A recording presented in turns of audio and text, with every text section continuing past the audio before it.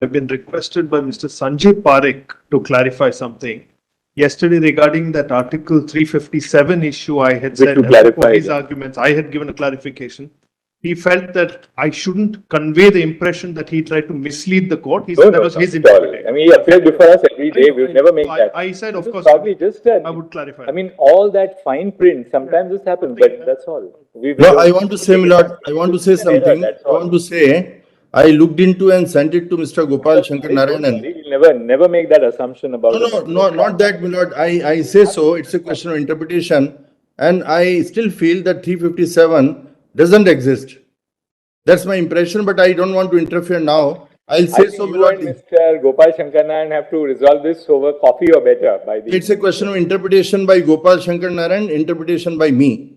All that I wanted to say. I'll make it good, Milord, when my turn comes. In the rejoinder, I'll take 2 minutes. The broader, whether 357 is there and it doesn't change the. Yeah, that's argument on correct. your side or the response on the other side. Yeah, that's correct. That's all. We seem to be at odds with each other. I seek your lordship's indulgence. Yes, Mr. Attorney. For a small internal arrangement between us, and since the need for a historical narrative and a part of documentations to be read through, which I don't propose to do, and placing certain propositions in the context of historical narrative, we have divided job with solicitor and myself. What I propose to do is just to flag for lordship's consideration a summary of my written submission. I have my written submissions, but I want to place a summary just to kick the court to what. Summary, Yes, it's available in my.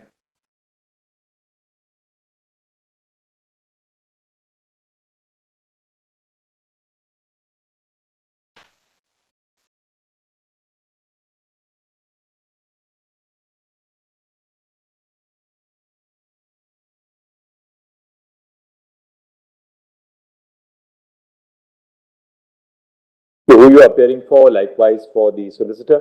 But as a matter of bifurcation, both of you would be appearing for the Union of India, right? All right. And so between the two of you will be appearing for the Union and the state. The rest are all for interveners, Mr. Dwivedi, Mr. Giri, Mr. Salve, Mr. Jetmalani, then Guru, and Mr. Nataraj, you will be appearing for the Union?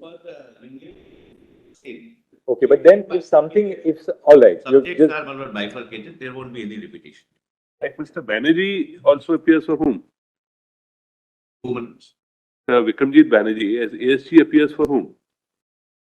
Vikramjit also would be allowed for the Union. Can we then suggest one thing? If something remains, then that can be covered because, we need not then... Whatever timeline is given, they are our timelines and it is always subject to your lordship's final call. So after we complete with the first two arguments, we'll realize what canvas remains then, I think. But I just thought after you have taken and the attorney has taken 2-3 days, whether Mr. Banerjee will require 1 day to argue for what would be a... He didn't say 1 day.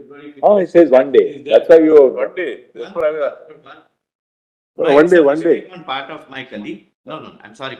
It's a mistake on part of my colleague. So Nataraj is 1 hour and he is 1 day. So I was wondering... No. That is also 1 hour, but all right. That is outer.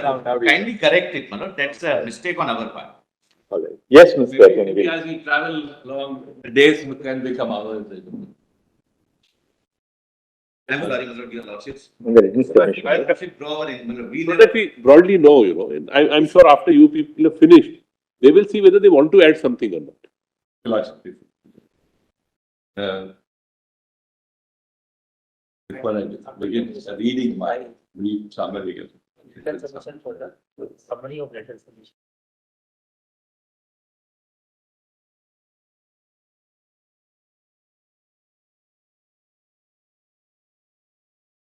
Lordships could locate it's in the written submissions folder. It's titled Summary of Written Submissions. Just a 2-page document. But before I do that, I must certainly thank all my esteemed colleagues on the petitioner who brought in a lot of very insightful understanding of this emotion, passion-ridden issue and complicated from many aspects. And we tried to bring our own, if possible, keeping in mind the objectivity as well as the neutrality which is to be involved in understanding this. And some American historian said objectivity is not neutrality. Therefore, sometimes these things can become problematic. So, keeping in mind, and I am also reminded of a very famous statement made by Abraham Lincoln in 1864 in response to a border territories conflict issue. He talked about balancing the nation, losing the nation, and preserving the constitution. And he said, by general law, life and limb must be protected.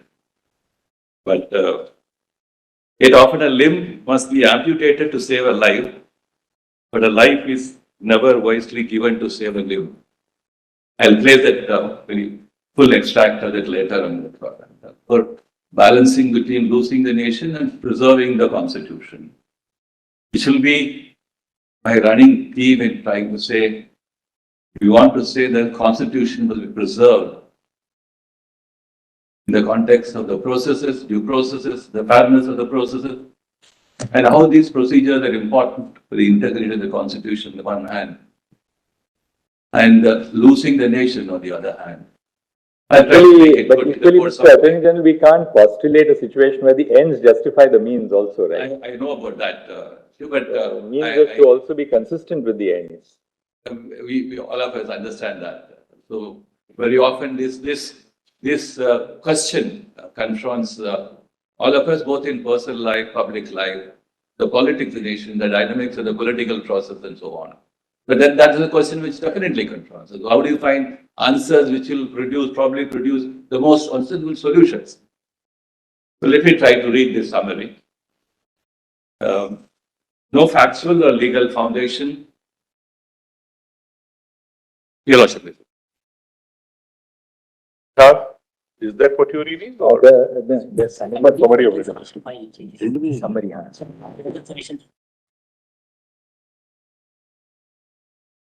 One copies. Copies we have written. Yeah. New copies already. This side. This side. It is there. You mailed it. Right. Lordships do not have it. Can I hand over a?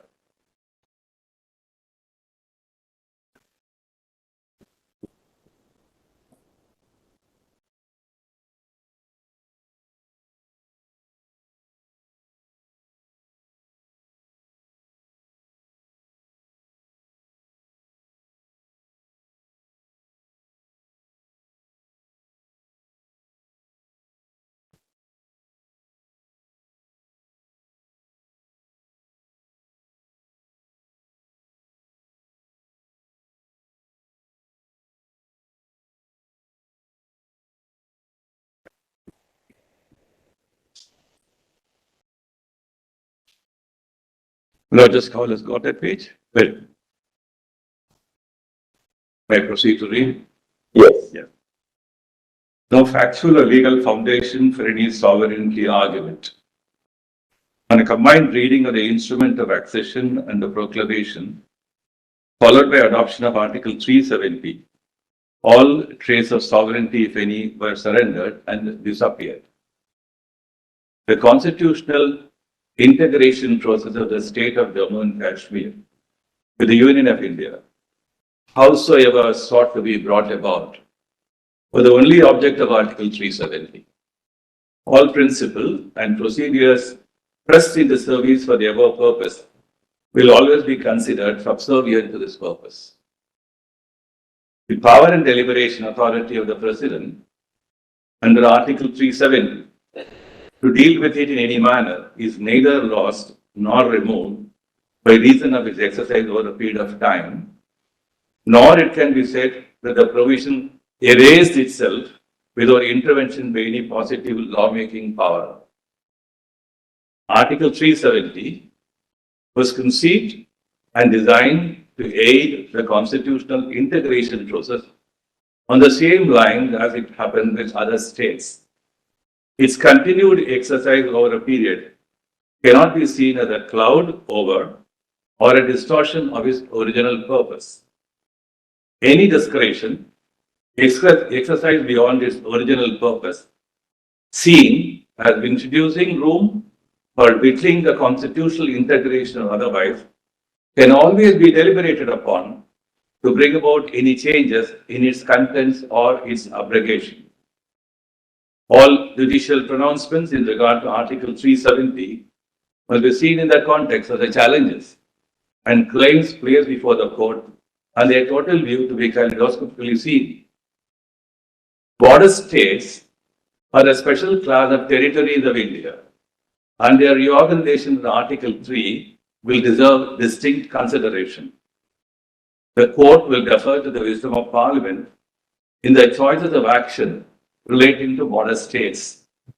The justiciability of decisions taken to deal with matters relating to border states may not be, as in the case of general run of reorganization of states or imposition of president's rule.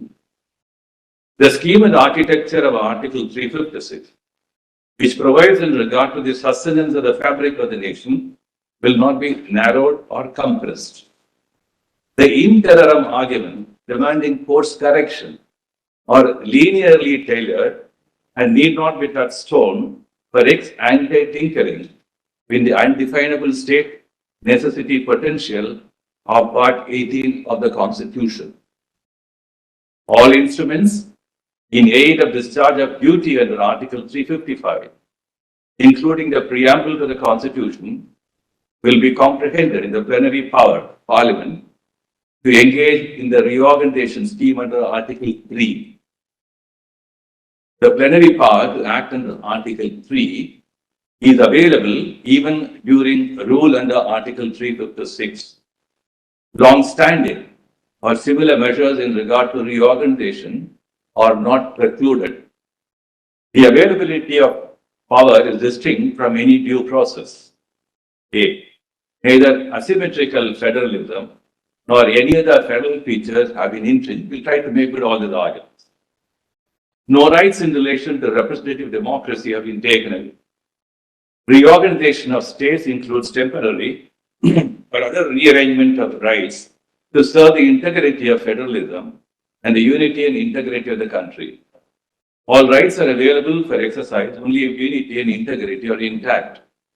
The doctrine of necessity is flexible. The long history of internal disturbance, lack of availability of real measure of rights and justice are matters that can be legitimately taken into account for paving the path for due course rearrangements. No person can have a vested right in favor of a perennial state of unrest, and all instruments of law which have not subserved peace and justice have no inherent justice right to continue to exist, to right to exist or to continue. However, it is submitted that all measures taken are within the due processes granted and to be pressed into service to act in exceptional circumstances. All steps taken under so and so are within the standard set of provision issued during President's rule, and nothing arbitrarily designed has been provided for. All arguments and fraud and power are therefore misconceived.